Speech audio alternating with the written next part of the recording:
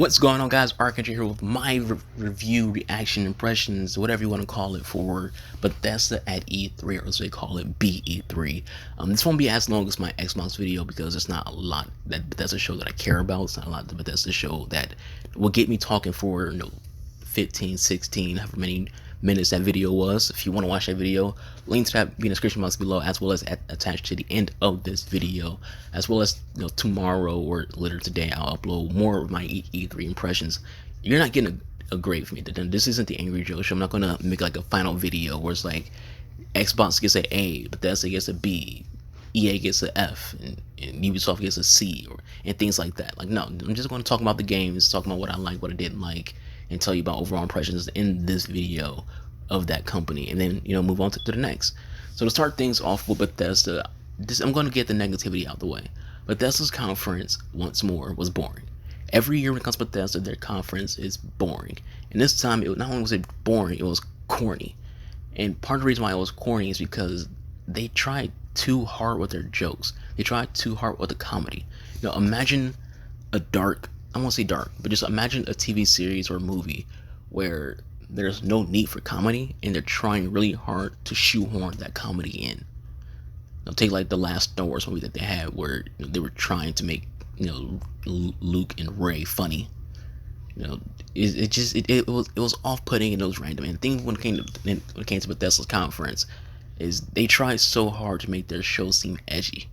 It seemed like every game they showed off, they would say they would say fuck. They had a video where the VCR tape said shit on it, and they had another trailer where we're gonna fuck shit up. And then they had a presenter who was French. He came out there and he said fuck. And he was like, "Oh, excuse my French," to play as a play on words as, hey, the French guy just cussed, and now he's saying excuse my French because he's French. It's like the jokes were corny, and the conference itself was boring. And it didn't help that they had people in the crowd who were plants. They had people playing in the crowd who were their employees, who they basically told just be overexcited. And when they did that, it made the conference even worse, because fake excitement does not make the conference better. It kills it a little bit. It kills the excitement. It kills the immersion when someone's reacting way too excited over nothing. But that's what say something that's basically a throwaway comment, and there will be some guy in a crowd screaming. No one in real life reacts that way. No one reacts by throwing their hands in the air, going yeah, to nothing. To nothing. It was nothing comments, and there was like 5 people in the front row who every time something got announced, they will stand up, jumping out of their seats and clapping. But then when the camera pans out, half the audience is bored out of their mind. So you have this fake excitement, and it to me that ruined the show. It was hilarious. It was the only thing funny about that conference was the fake excitement, because it made you laugh because it was obvious. Like, it wasn't like it was subtle or anything like that. It was very obvious that these people who were reacting the way they're reacting were being told to do that. So the other negative of this conference is they spent too much time talking about mobile games. And yes, I understand there's a market for mobile. There's a market for all kinds of game formats. I understand there's a lot of people who are playing mobile games. But a lot of us didn't tune into BE3 to watch mobile game coverage. We wanted to see Doom. We wanted to see Elder Scrolls 6. We wanted to see Starlink. We wanted to see new video games on PC and Xbox and PS4 and Switch. We didn't want to see mobile, and just more mobile. I'm not going to talk about those mobile games. I'm just going to point out the fact that I just didn't care about that mobile stuff, and it was boring. Like, all the mobile coverage they had was just boring. So now to get into some positive things, we can talk about the games that got my attention. I'll start off with Fallout 76. So from today, well, not today, but Monday to I forgot how long it is, but it's basically the 10th through 17th. 7 days you get to play Fallout 76 for free, and all the content that it has for free for 7 days. And they announced there's going to be a free update that's going to add NPC. So that's 2 good check marks towards Fallout 76. finally get NPCs in the game because the game launched without them. And there's people who play the game who defend it, no matter how bad it is, they defend it. The game didn't have NPCs because all the NPCs were dead, and that's kind of the point of the story. The story basically is about how you're the sole survivor, and then as the game goes on, you're meeting more people, and then you no longer are the sole survivor. And that this new update that introduced NPCs is basically people from around the world who are coming in to settle in this area of the game.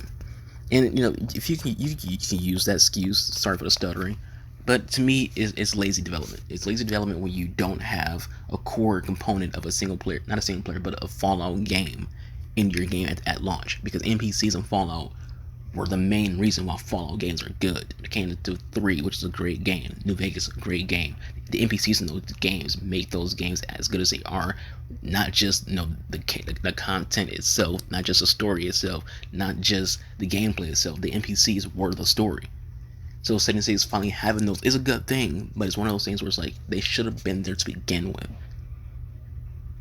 But anyways, if you're a fan of Fallout 76, the things that they announced to me are good.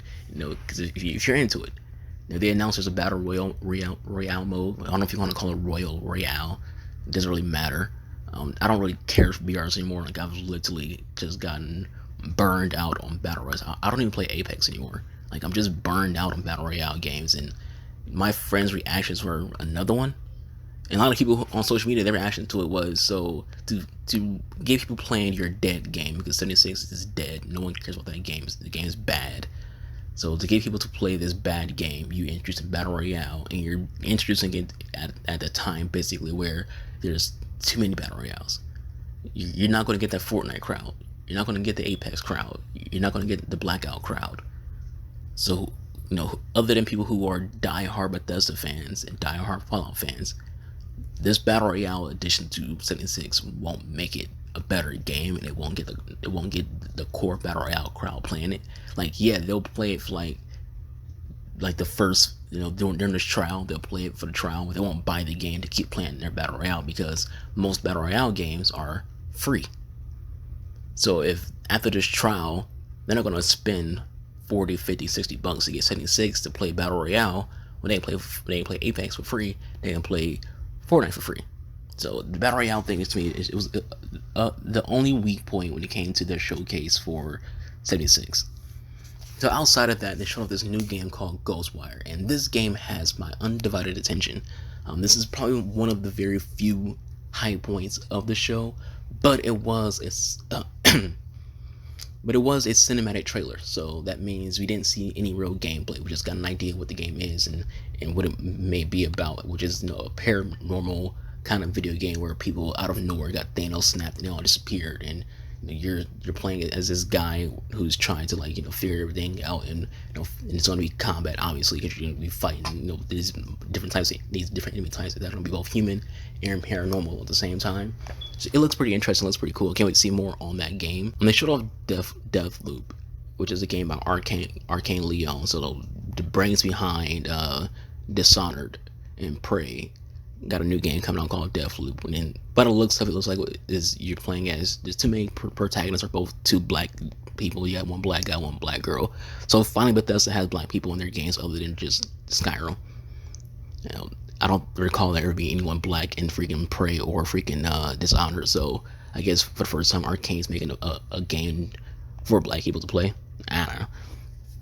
I'm just that right there was an example of a corny joke that Bethesda probably would have used at their conference, because it was a boring, corny joke, and their conference was boring and corny. I don't know. Deathloop looks good. I can't wait to see more on it. Again, it was another one of those games where it was just a trailer, no gameplay, no actual background, what the story's about, and things like that. Just, hey, look at this new game. It looks cool. It does look cool, and I can't wait to see more on it, because I do want to play it. I do want to check it out. I do hope to see gameplay of it pretty soon. So then they ended their conference with Doom Eternal. If you're into Doom Eternal will be a game that you're going to want to play. It looks phenomenal. It looks like a very good Doom game. It looks like Doom. That's the biggest compliment I can give it, is that it looks like Doom. It looks fun, but it was not presented in a good way. And the other issue with this conference, outside of the corny jokes and the boringness of it. They were very bad at presenting their games. When they presented things, they didn't get you hyped for anything. They didn't get you excited for anything. It was just, they presented things in a very, very boring way. But all the games they showed off did look good, though. They looked like they were good games. They just presented in a bad way. So overall, I think Bethesda's conference was just meh. I think Xbox had a phenomenal conference. But Bethesda's conference was just meh. And it's not the game's fault. It's just the production, the presentation, the corny jokes, and the fake excitement. Those people who are playing in the crowd to be fake excited. And unlike Xbox, they didn't go from game to game to game to game. They were just like boring in between. So just a lot of talking. And they had this whole little community thing. It was like, we care about our community, which is basically just them apologizing for, hey, we fucked up with 76. So to show you that we're sorry, we're gonna pander to you by just having this community thing on the screen every so often, when you're not here to see that. You're here for video games. We don't care about, like, community is a big important thing. But I'm watching E3 to see video games. I'm not watching it to see, a famous YouTuber or a famous Twitch streamer, telling you that they love Bethesda games. It's not why I'm watching BE3. Anyways, guys, this video, thank y'all for watching. Hope you all enjoyed. I'll leave you any thoughts, comments below. I'll catch you guys next time. Peace out.